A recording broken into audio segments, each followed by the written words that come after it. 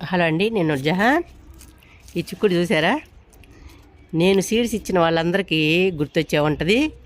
అద్దుగోండి, మన నానమ్మల అమ్మమ్మల కాలం నాటి ఈ చిక్కుడు వెడల్పుగా ఉంటుంది.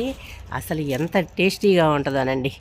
ఈ చిక్కుడు అంతపోయింది. నేను నానమ్మల అమ్మమ్మల టైంలో మా నానమ్మ ఎక్కువగా ఈ చిక్కుడుకాయలు వండేది. అది బాగా గుర్తనమాట నాకు. నేను ఇంతకుముందు వీడియోలో కూడా చెప్పాను. అదేమైందంటే, నాకు ఆ విత్తనము నేను ఇతర దేశాల్లో ఒకళ్ళ దగ్గర చూశానండి. వాళ్ళ ద్వారా నేను ఈ విత్తనాన్ని తెప్పించిన తర్వాత ఆ విత్తనాలు, చాలా విత్తనాలు నేను ఎంతోమందికి ఈ విత్తనాలు వేసాను. వాళ్ళు కాపించారు, ఫోటోలు కూడా పెట్టారు. ఇప్పుడైతే తెలియదు అది కంటిన్యూ చేస్తున్నారో లేదు. తర్వాత ఈ విత్తనం నా దగ్గర పోయిందంటే ఏదో విత్తనాల్లో కలిసిపోయింది. నేను గుర్తుపట్టలేకపోయాను ఆ విత్తనాన్ని. అది 2 years నుంచి మళ్ళీ నాకు కనిపించలేదు. 2 years నేను వెతుకుతూనే ఉన్నాను అనమాట ఆ విత్తనాన్ని. ఇప్పుడు నా విత్తనాలతో పాటు పడి మలిచిందండి. నేను విత్తనాలు నాటినప్పుడు విత్తనం వచ్చింది. కాయ వస్తేనే కదా మనకు తెలిసేది ఈ విత్తనం అని, ఈ కాయని. చూడండి ఎంత బాగా కాయలు కాస్తుందో. నాకైతే చాలా హ్యాపీగా ఉందండి. ఎందుకంటే నాకు అంతరించిపోయింది, నా దగ్గర పోయింది, నేను ఇప్పుడు ఎవరిని అడగాలి అనుకుంటున్న టైంలో నేను పోస్ట్ చేసిన వాళ్ళు కూడా మనకు అంత గుర్తుండదు కదా, వాళ్ళని అడగటానికి కూడా పరిస్థితి లేదనమాట. అలాంటి టైంలో నాకు చూసారా ఎంత బాగా వచ్చేసిందో. నేను ఎంత ఆలోచిస్తూ ఉంటే మనం ఏదనుకుంటే అది మన దగ్గరికి చేరిద్దాను అని నేను బాగా విశ్వాసంగా నమ్ముతానన్నమాట. అది నేను గట్టిగా అనుకున్నాను, ఈ విత్తనం పోయిందే, ఇది ఎట్లా సేకరించాలి అని చాలా అనుకుంటున్న టైంలో నాకు వచ్చేసిందండి నా గార్డెన్లోకి ఈ విత్తనం. చూసారా ఎవరు పంపించారో తెలుసా ఈ విత్తనము? శశిధర్ గారు ఇంతకుముందు వీడియోలు చేసాము. ఆయన పాటలు పాడేవాడు, చాలా ఎంజాయ్ చేశారు అప్పుడు వీడియోస్లో. ఆయన చాలా బాగా మొక్కలు పెంచుతారు. ఆయన దగ్గర ఒకసారి కోసి నాకు ఈ కాయలు పిక్ పెట్టారనమాట. ఫోటో పెడితే చూడగానే నాకు గుర్తొచ్చేసింది. అప్పటికప్పుడు అమ్మమ్మలు నాయనమ్మలు గుర్తొచ్చేసారు. ఏమంటే నాకు ఈ విత్తనం ఎట్లన్నా పంపించండి అన్నాను. పంపించారు. ఆయన 2 విత్తనాలు పంపించారండి. 2 విత్తనాలు వచ్చినాయి నాకు. ఆ 2 విత్తనాలు జాగ్రత్తగా పెంచి పెద్ద చేసి ఆ కాయల్ని నేను కొన్ని వందల మందికి పంపించాను. కానీ వాళ్ళంతా మొక్కలు మొలిచినప్పుడు పిక్స్ అంతా పెట్టారు. కానీ తర్వాత ఎప్పుడు అవి ఉన్నాయా, వాళ్ళ దగ్గర లేవా, పోయినాయి అనేది తెలియదు. చాలామంది కాపిచ్చి పెట్టారన్నమాట. ఫొటోస్ అయితే పెట్టారు. ఇప్పుడు నా దగ్గర నా గార్డెన్లో అనుకోకుండా విత్తనం పడి మలిచిందండి. ఇదిగోండి, నేను ఇట్లా పెట్టాను చూడండి.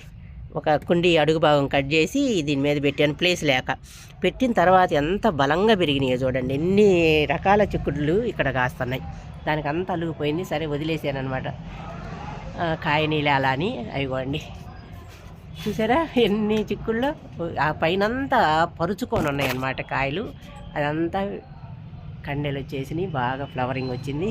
ఇక నెక్స్ట్ వీక్ కోస్తాను. ఇప్పుడైతే ఇవి వదిలేస్తానండి. ఇవన్నీ విత్తనాలు వదిలేస్తున్నాను అనమాట. ఇక ఒక్క కాయ కూడా కొయ్యదలుచుకోవట్లేదు నేను. ఇగోండి, ఈ 3 కాయలు కోసేద్దామా? ఓకే, ఈ 3 కాయలు కోస్తే అసలు ప్రాణం ఒప్పట్లేదండి నాకు. ఈ విత్తనం మెయిన్ ఇంపార్టెంట్. నాకు విత్తనం కావాలి. అది ఎలా వచ్చేసిందో చూడండి, నా దగ్గరికి అనుకోకుండా వచ్చేసింది. విత్తనం కోసం ఇవన్నీ ఉంచేస్తున్నానండి.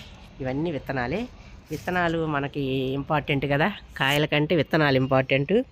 అసలుకి ఓపెన్ చేసినా కూడా ఎంత మెత్తగా, ఎంత స్మూత్గా ఉంటుందోనండి. ఎంత ముదిరినా కూడా పీచు కట్టదు.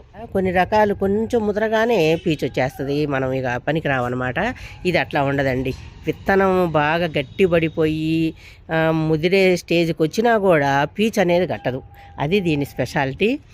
చూశారు కదా, ఈ చిక్కుడు, అంతరించిపోయిన చిక్కుడు మళ్ళీ నా దగ్గరికి వచ్చి చేరిందనమాట.